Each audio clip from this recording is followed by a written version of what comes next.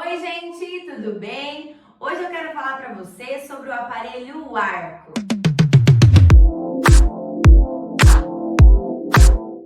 E para começar, nós vamos falar do que esse aparelho é feito, de que material o arco é produzido.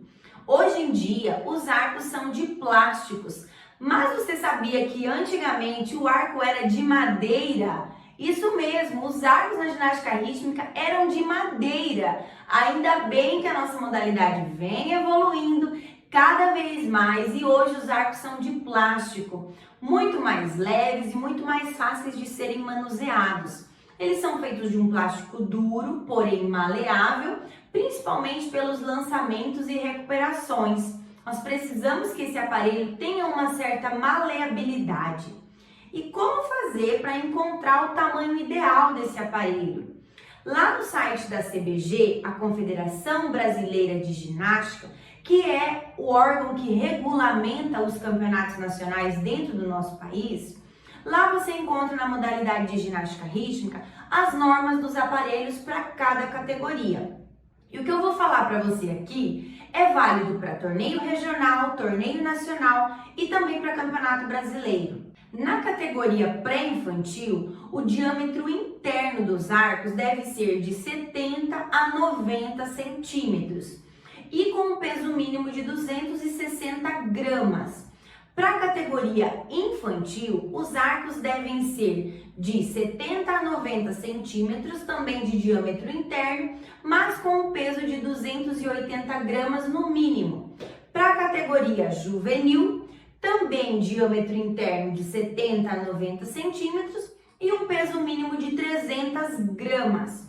E para a categoria adulto, que são para ginastas a partir de 16 anos, o arco é um pouco maior, então com um diâmetro interno de 80 a 90 centímetros e um peso mínimo de 300 gramas.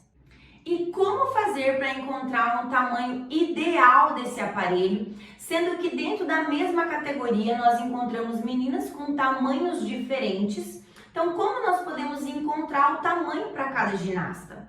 Assim como nessa imagem, nessa posição, você pede para que essa ginasta fique com os pés fechados e coloque esse arco do lado do corpo. Até a altura do quadril é o tamanho ideal do arco, desde que ele esteja entre as medidas de mínimo e máximo que é recomendada para cada categoria. E agora eu quero te dar uma dica muito fácil, muito simples e prática que você pode fazer aí para criar o seu próprio arco. Aqui na cidade onde eu moro e pelas redondezas, nós compramos mangueiras, chamadas mangueiras ecológicas.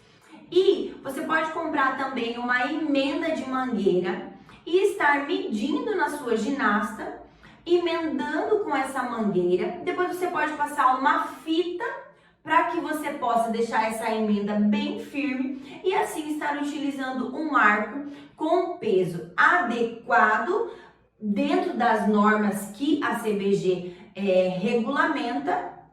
E também esse arco ele pode ser encapado de acordo com as cores do colã, né? Isso vai de acordo aí com a história que a sua ginasta conta com a coreografia dela. Mas essa dica é muito legal, principalmente se você está começando dentro da modalidade ou se a sua ginasta, o seu clube não tem condições de comprar um arco oficial. Hoje nós temos lojas oficiais, tanto físicas quanto online para compra de aparelhos da ginástica rítmica.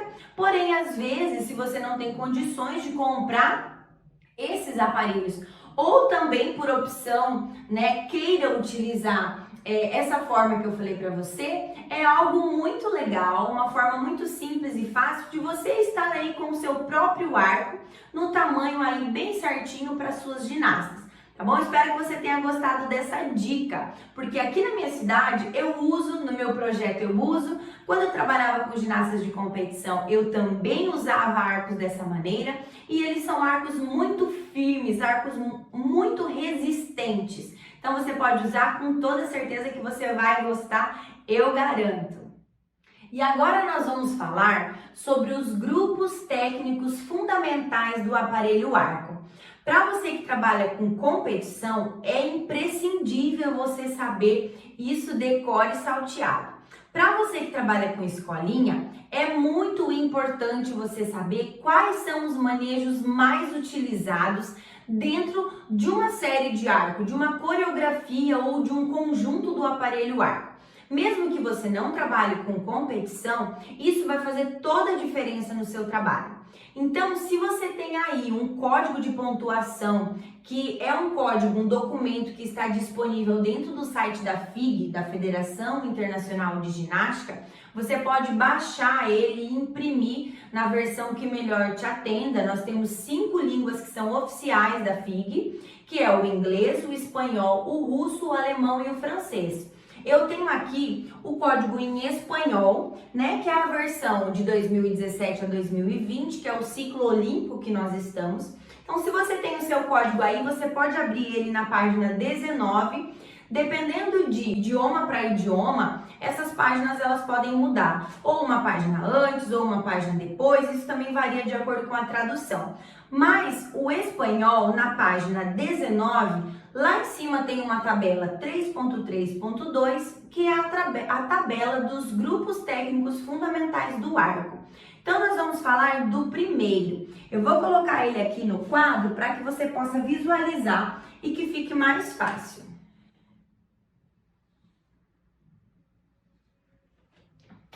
Esse símbolo, ele significa passagem através do arco.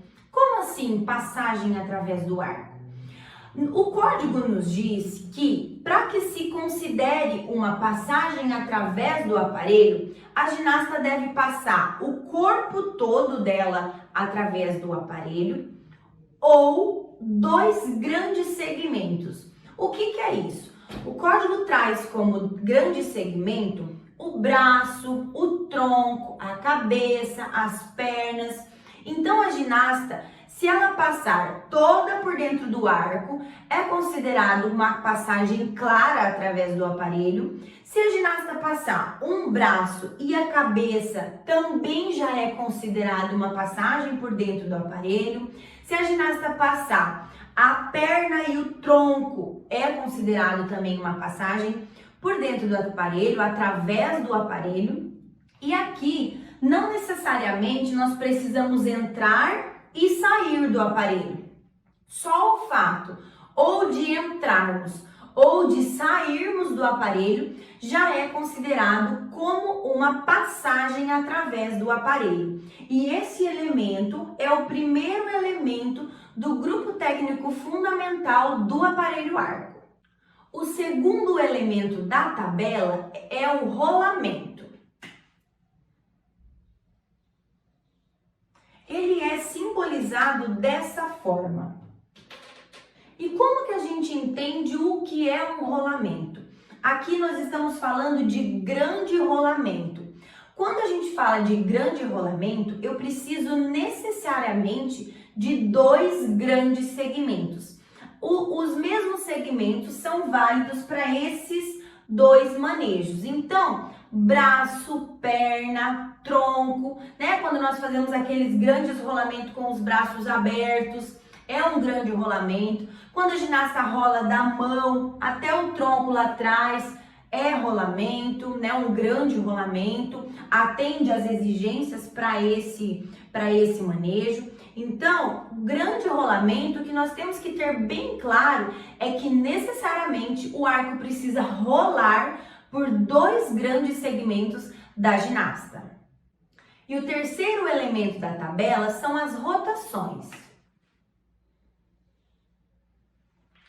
Ela é simbolizada dessa forma. O que uma rotação precisa ter para que ela seja válida? Nós temos 2 explicações dentro das rotações. A primeira é que a rotação ela pode ser na mão, né? Em torno da mão, aqui o arco está fazendo essa rotação em torno da mão. Se eu estiver fazendo uma dificuldade corporal, com apenas uma rotação, essa dificuldade já é válida, essa rotação já é considerada. E se uma outra forma de eu estar fazendo a rotação é com uma outra parte do corpo, né? Por exemplo, fazendo a rotação do arco aqui no pescoço, fazendo a rotação do arco na cintura, fazendo a rotação do arco no pé, né? São todos manejos que nós vemos muito no arco, no cotovelo, né? E uma outra coisa que nós temos de diferente aqui, ele não pode ser usado à mão. Mas não necessariamente essa rotação precisa começar sem a mão. Eu posso preparar o arco aqui no meu pescoço, segurando, impulsionar ele e ele entrar no movimento de rotação. E eu preciso também fazer uma rotação completa desse aparelho para depois pegar. Isso é considerado uma rotação. A mesma coisa na cintura. Se eu tiver com o arco aqui, impulsiono com a mão, mas tiro a mão e ele fica fazendo um movimento livre, sem auxílio da minha mão, também é considerado uma rotação sem as mãos. Esses dois exemplos que eu dei para vocês, nós estamos começando com a mão, mas o arco faz o movimento sozinho, sem a ajuda das mãos. Mas também eu poderia começar com o arco lá no pé, né? Com o arco no pé, sem a mão, e começo a me deslocar fazendo a rotação do arco no pé. Também é muito claro um exemplo de rotação sem as mãos. E o quarto manejo que aparece na tabela de grupo fundamental do arco é a rotação em torno do eixo. Um círculo de rotação cortado ao meio, tá? Então, diferente desse primeiro, tá? Que aqui o risco da horizontal ultrapassa as laterais, esse aqui é apenas no meio, tá? O que significa esse símbolo? Significa a rotação do arco em torno do próprio eixo. E existem duas explicações para essa simbologia. A primeira delas é em torno do eixo entre os dedos, né? Quando a gente segura o arco aqui, dá aquele impulso, o arco gira em volta da mão, em torno da mão e nós pegamos. Isso é uma rotação do arco em torno do próprio eixo.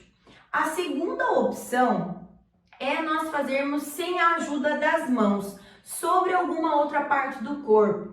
Por exemplo, algo muito comum nós vemos no pescoço. A ginasta começa com o arco aqui em pé, né? O arco está em pé. A ginasta começa com o arco aqui, dá o impulso com a mão, o arco faz o movimento sozinho e depois ela pega, né? Então isso é muito comum. Nós vemos bastante desses manejos e fica muito bonito. Esses manejos onde não se usam as mãos são manejos que dão outra cara para a ginasta, que dão um ar todo especial para a coreografia. Então, esse símbolo aqui significa rotação em torno do próprio eixo, onde eu posso estar utilizando na mão ou no pescoço, aqui, em qualquer outra parte do corpo, onde eu posso dar o impulso com a mão, mas o arco faz o movimento sozinho e depois eu pego, tá bom? Então, esses 4 manejos são do grupo técnico fundamental do arco. Então, vamos lá. Passagem através do aparelho, pode ser total ou parcial. Quando for parcial, precisa ter no mínimo 2 segmentos corporais. O rolamento, que também precisa ser de no mínimo 2 segmentos corporais. A rotação e a rotação em torno do próprio eixo. E para finalizar, o aparelho arco é um dos aparelhos mais fáceis de nós estarmos criando movimentos novos, movimentos diferentes. E esses manejos do grupo técnico fundamental que eu falei para vocês são muito fáceis também de serem percebidos dentro de uma série de ginástica rítmica.